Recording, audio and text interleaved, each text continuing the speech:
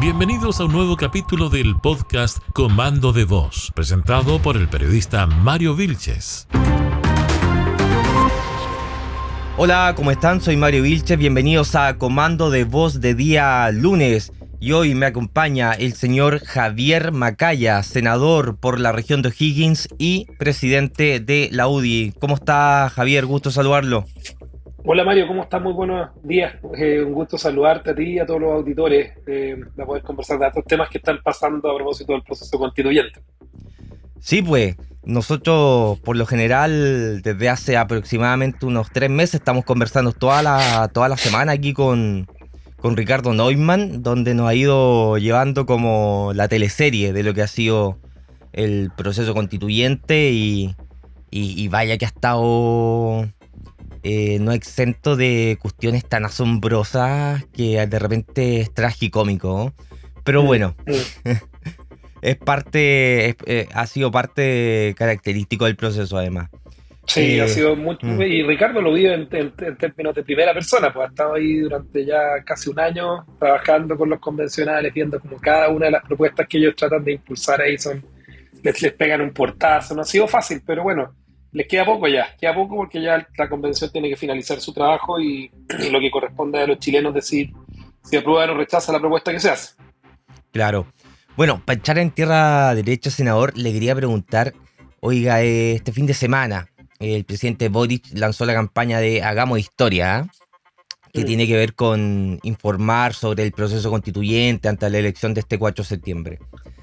El senador Chaguán, presidente de RN, dijo que acudiría a la Contraloría porque le parecía que era parte de una especie de intervencionismo por parte del gobierno y ha estado bien sensible el tema al respecto. Y me gustaría saber cuál es la postura de la UDI, pues, ¿qué piensa usted? Bueno, de hecho con Pancho Chaguán conversamos ayer, cuando él hizo esta declaración y íbamos a ir juntos a la Contraloría. Así que decir dos cosas. El límite que tiene una autoridad pública que ejerce un cargo público para no caer en algo que es ilegal, que es el intervencionismo electoral, es no hacerlo en uso de sus horarios de trabajo y no hacerlo con uso de recursos públicos. O sea, tú tienes todo el derecho, si eres un ciudadano y quieres parte de un servicio público, eres un seremi, eres un ministro incluso, tú tienes todo el derecho a tener una opción política, porque eso es parte también de la democracia. Y uno además, como que es evidente que si un funcionario de gobierno, personas del gobierno, el propio presidente Boric, tengan una opción política. Pero es muy distinto cuando tú utilizas recursos de todos los chilenos para, en el fondo, para generar una difusión de esa opción, para elaborar un video, para después difundirlo por las redes sociales o los medios de comunicación.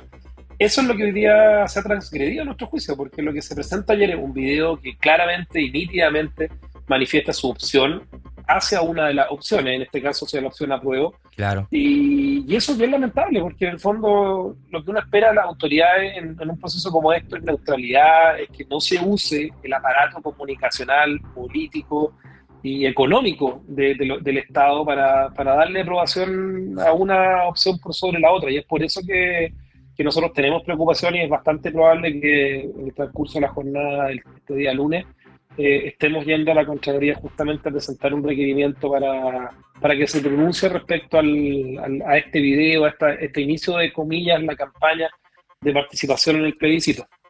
Claro, ¿sabe qué? Además a mí me saltó una pequeña alarma cuando leí en la tercera este fin de semana una entrevista que le hicieron al presidente Boric por el título de la campaña. Yo no he visto el video, pero sí vi algunas gráficas y vi el título de la campaña y leí esta entrevista donde le preguntan al presidente, bueno, la campaña se llama Hagamos Historia.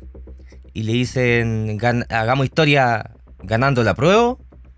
Y dice, como que lo dejan un poco en plop, ¿verdad? Es un poco casi chistoso ya el No, cuento. pero además, yo sí vi el video, y el video contiene una serie de falacias que en el fondo hacen como una especie de caricatura respecto a lo que es la Constitución actual y respecto a lo que ha sido el trabajo de los convencionales y que supuestamente hay un trabajo ahí donde con la cuestión más democrática, participativa que tiene la convención y lo contrasta con una convención y pone el antecedente de la Constitución actual en el año 1980, olvidando que la Constitución vigente, incluso que nosotros creemos que está superada, que hay que cambiarla, que es parte de lo que también uno tiene que dar una respuesta para lo que viene después del 4 de septiembre, en caso de que gane el rechazo, pero cuando se genera una caricatura diciendo que la Constitución está escrita por 4 generales, que es lo mismo que dijo en su momento el presidente Boric, o sea, Sí. claramente olvidando todas las personas que han participado en las innumerables modificaciones y reformas constitucionales que ha tenido la Constitución vigente. Y Que no es aún así, perfecta, por supuesto que no es perfecta y que tenemos que cambiarla, por supuesto que tenemos que cambiarla, porque hay un tema acá ya más cultural, simbólico de lo que significa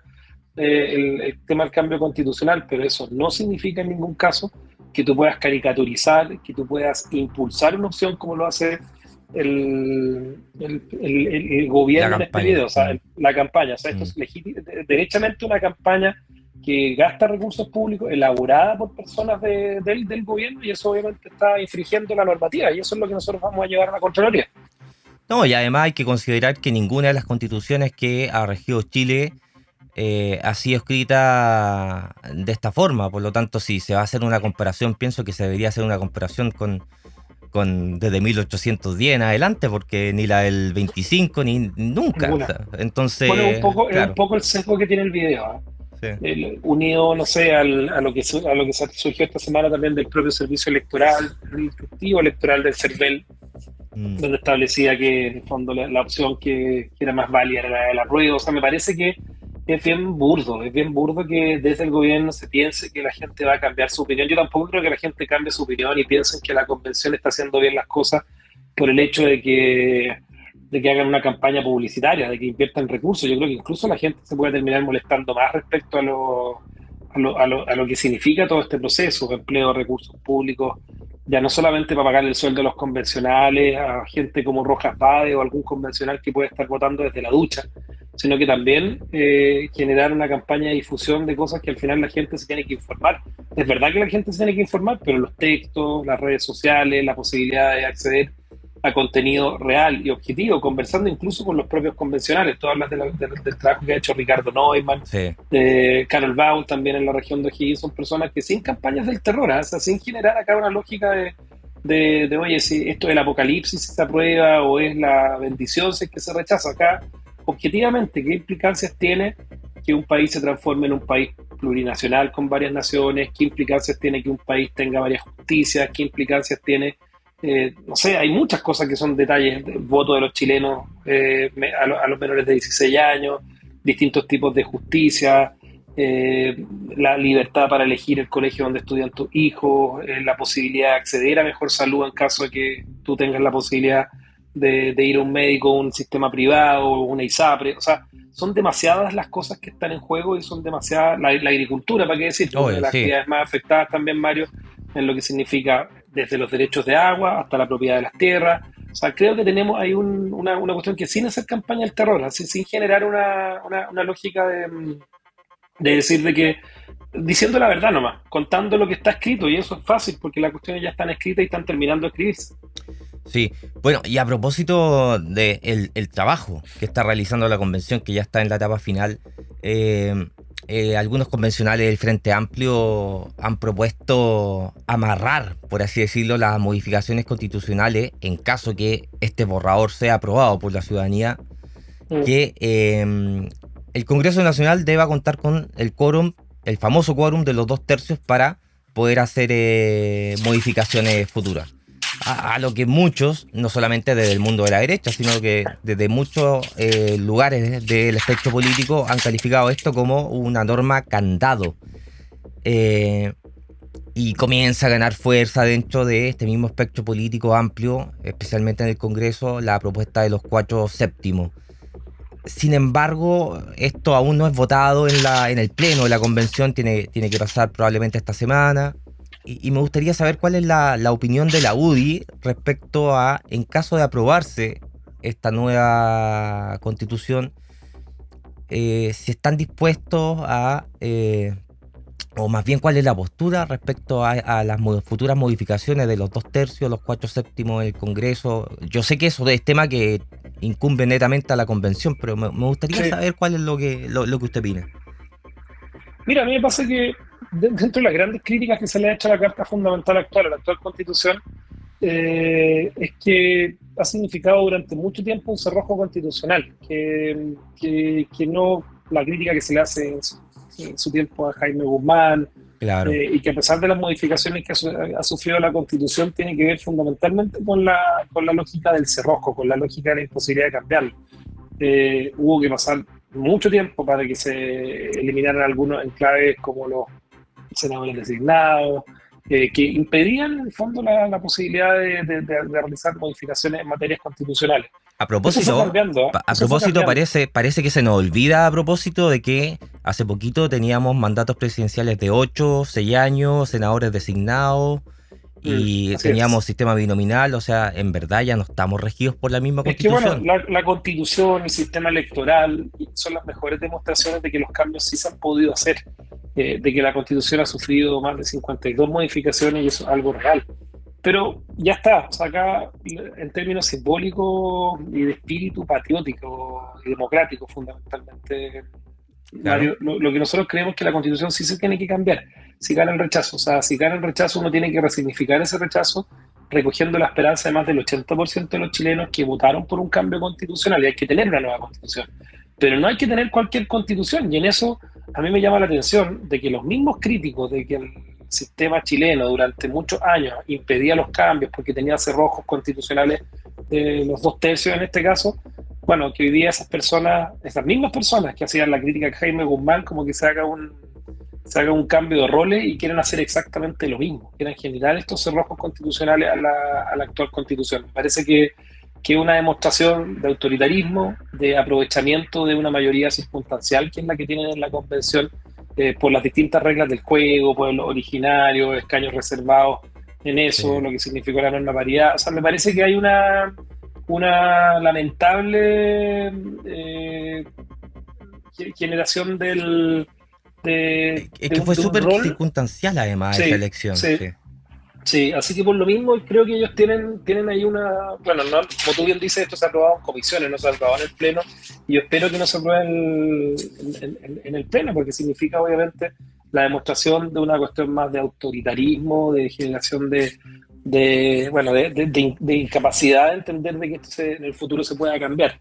Nosotros creemos que, porque hay algunos que además de la prueba, incluso personas que están favorables a la opción a prueba, que están diciendo que se tiene que aprobar para después reformar. Bueno, se le está cerrando un portazo también a esas personas que, sabiendo que la constitución actual que se está construyendo es mala, no tienen la claridad respecto a cómo se podría actualmente cambiar después. Así que eso es, así veo este tema yo. Sí. No, totalmente de acuerdo, senador. Pero, ¿sabe qué? También me gustaría que se hiciera cargo de algunas declaraciones que usted hizo hace algún tiempo, que tiene que ver con el rol histórico que ha tenido la derecha respecto a los cambios constitucionales. Si bien es cierto que tenemos una constitución que ha sido modificada muchas veces, que de hecho lleva la firma del presidente Lago, yo lo oí, o lo leí creo en la prensa, que hizo usted una especie de mea culpa, Mm. considerando que sí, a la derecha se le reconoce que ha ralentizado los cambios importantes constitucionales en este país en las últimas 3 décadas. Hay muchos de esos cambios que propone la izquierda que obviamente que sí son muy nefastos para Chile y sí hay que oponerse.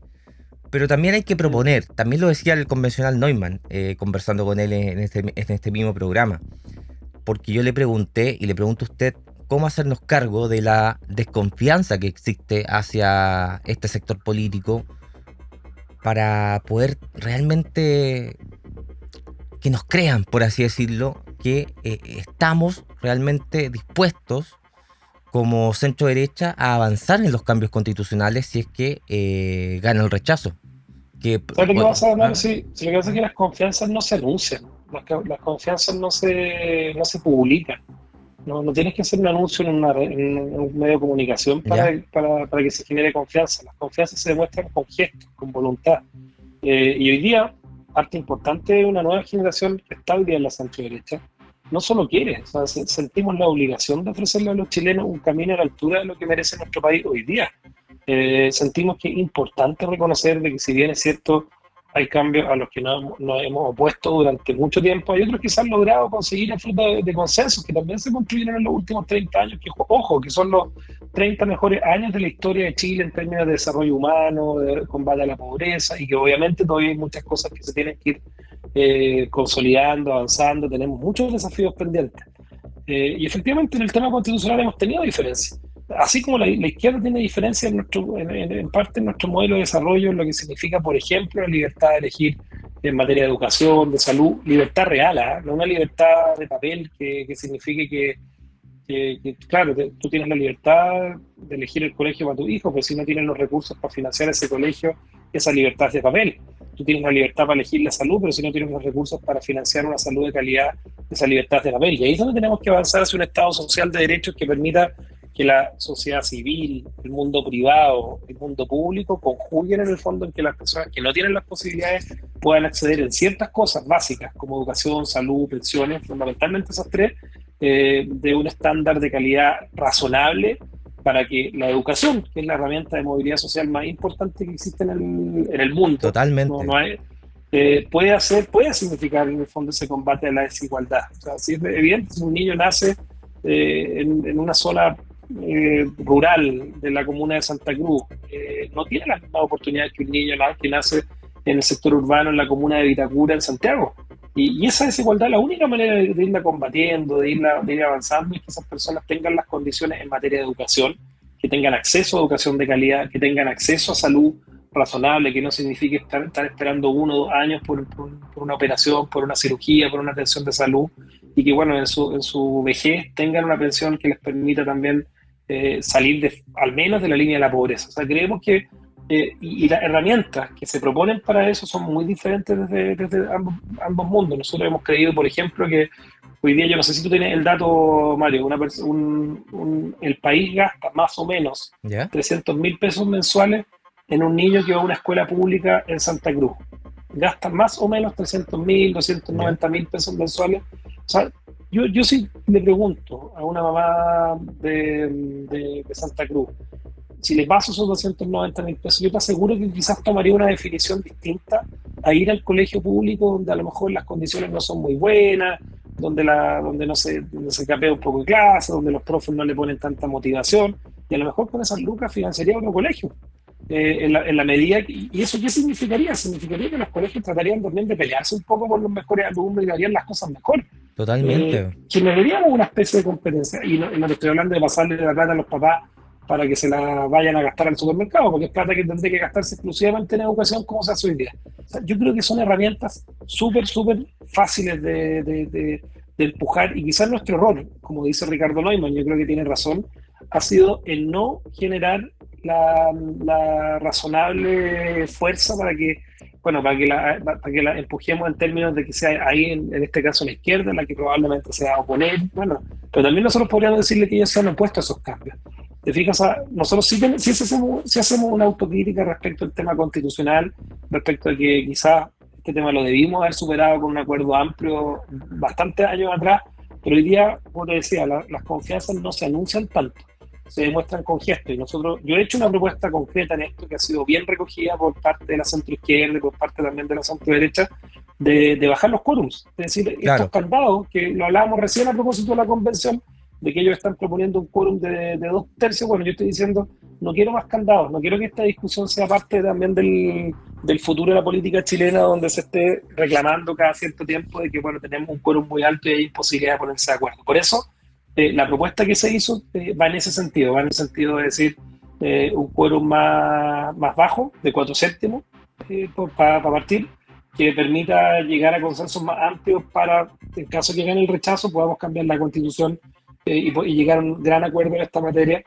que permita tener la casa de todos, no la casa de algunos constituyentes extremos que han llevado la ideología a la redacción del texto constitucional.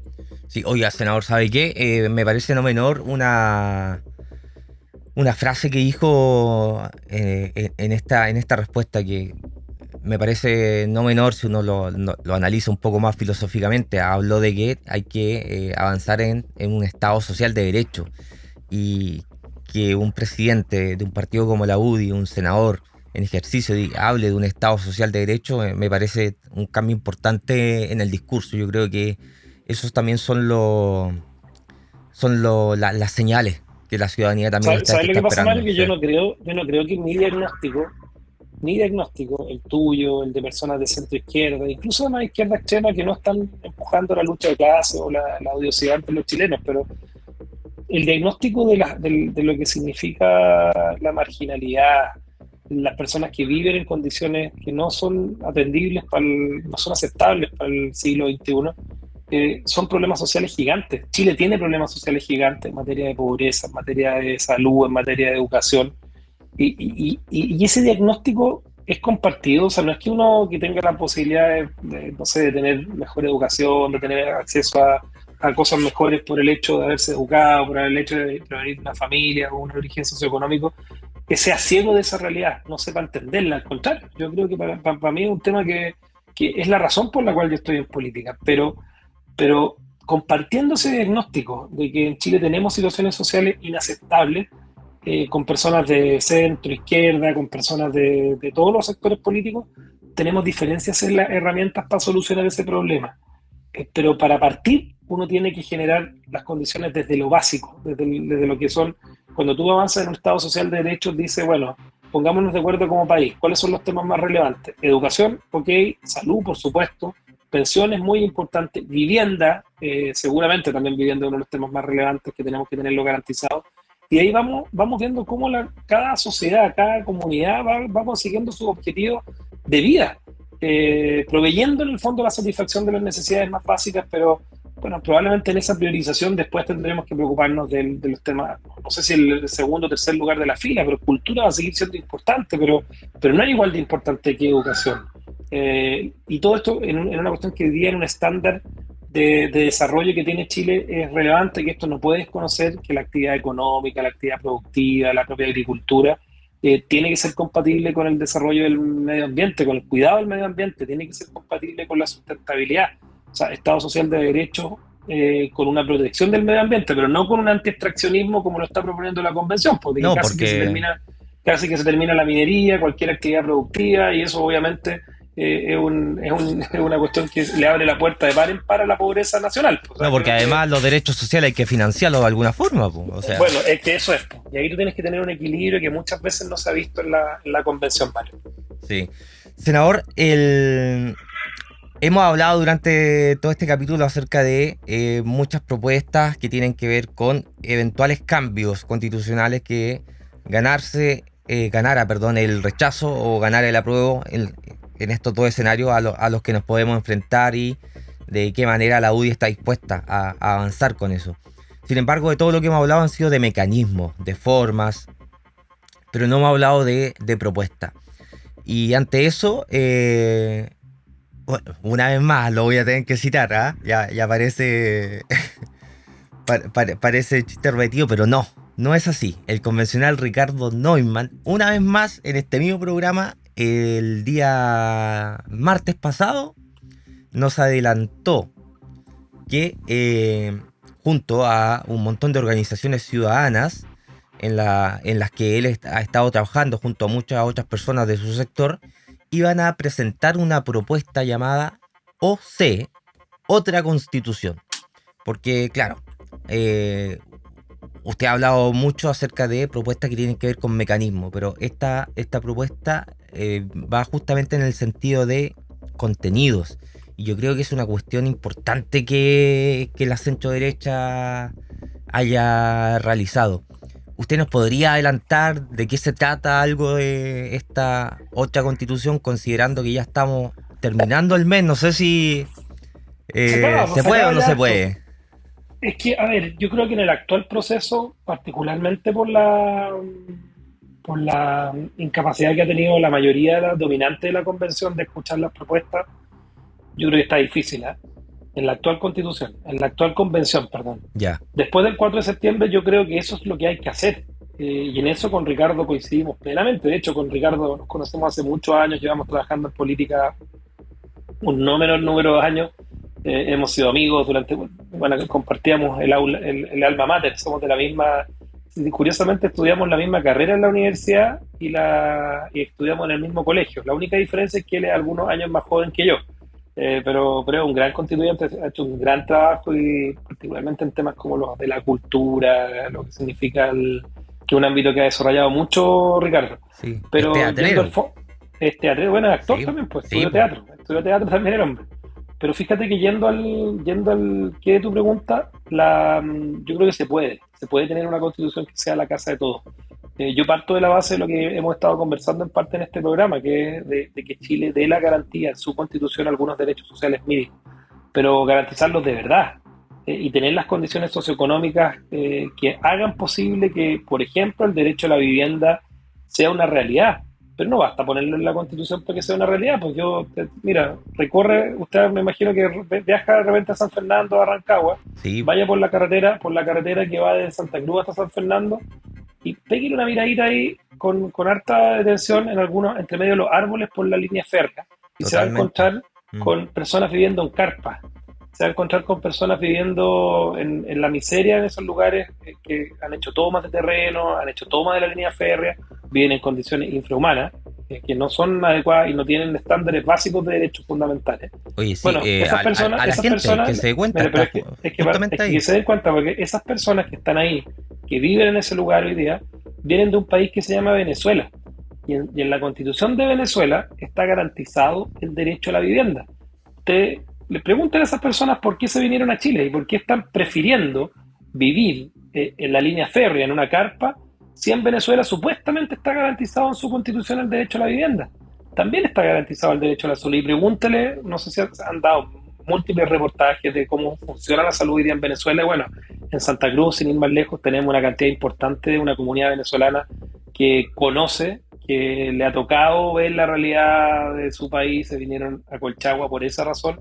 Hay médicos venezolanos que me ha tocado conocer que han sido un tremendo aporte en el fondo a la salud pública de nuestro país, pero no lo hicieron voluntariamente, lo hicieron porque un país que era probablemente la primera, segunda potencia latinoamericana hace 40 años atrás, hoy día, justamente por tomar malas definiciones políticas, devino en la miseria. Y yo eso es lo que no quiero para Chile. Yo quiero que Chile sea un país que logre entender de que los últimos 40 años han sido años de contrastes, de cosas buenas, cosas malas, se ha ido tratando la pobreza, se ha ido avanzando, hay algunos acuerdos políticos importantes, pero no significa que tengamos todas las batallas ganadas, y es por eso que todavía tenemos desafíos por delante, y eso es lo que uno espera para lo que viene después, y un poco va en la línea de lo que está trabajando Ricardo Neumann y otros constituyentes en una nueva constitución, una de verdad y no una que nos separe, como nos podría separar el texto que se está hoy día terminando de redactar en la convención.